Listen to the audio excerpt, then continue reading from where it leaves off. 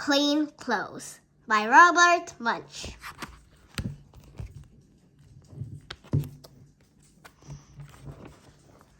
Lacey opened the top drawer of her dresser.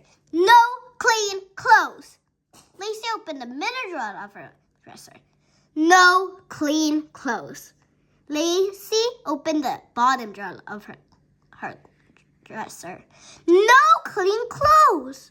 Lacey looked all around the bedroom. No clean clothes.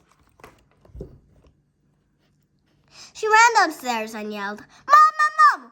Why didn't you wash my clothes? Lacey, said her mother, I would wash your clothes if I could find your clothes. You hide them under your bed. You lend them to your friends. You leave them in the backyard. Sometimes I think you feed your underwear to the dog.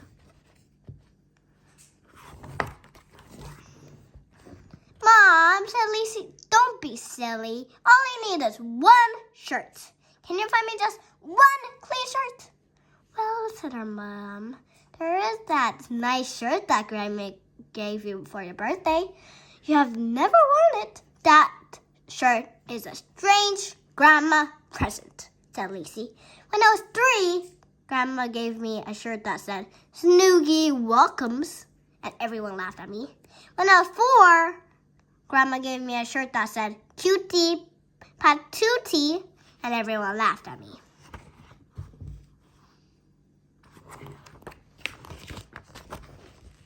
When I was 5, Grandma gave me a shirt that said, Cute Cuddly One comes, and everyone laughed at me. Now I am 6, and Grandma gives me a shirt that says, Kiss me, I'm perfect. And I'm perfect. I am now wearing that shirt to school. Only a grandma would choose a shirt like that. Now, Lacey, said her mother, just wear it for this morning. I'll wash your shirt and bring it to school at recess.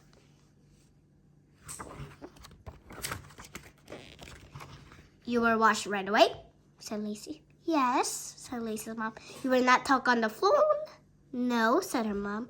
You will not wash the dishes? No, said her mom. You will not go shopping on the way?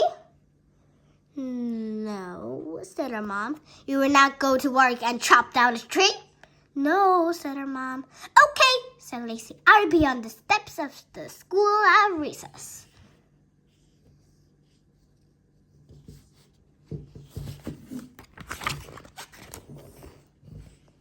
Lucy put on the strange grandma shirt and walked down the road. A kitty cat looked up at her, read her shirt, and gave her a kitty cat kiss on her ear.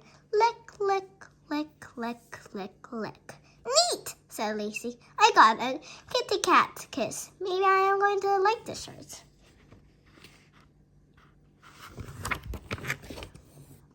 She walked farther down the street and met a dog. The dog read Lacey's shirt, jumped up and gave her a doggy kiss on the ear.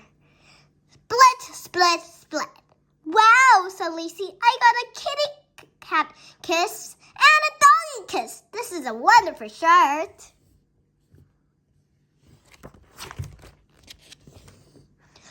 Lacey walked farther down the street. An eagle flew in circles around her and landed on her head. Leaned down, read her shirt, and gave her an eager kiss on the nose. Dick, dick, dick. Lacey yelled, an eagle kiss, an eager kiss. I got an eagle kiss. I love my grandma. I love the shirt.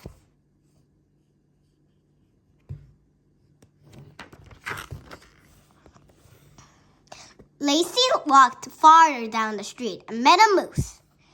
The moose looked at Lacey, read her shirt, and gave her a large, wet moose kiss right up the front of her face and over the top of her head. Splurge! Fantastic, said Lacey. I am the first person ever to be kissed by a moose.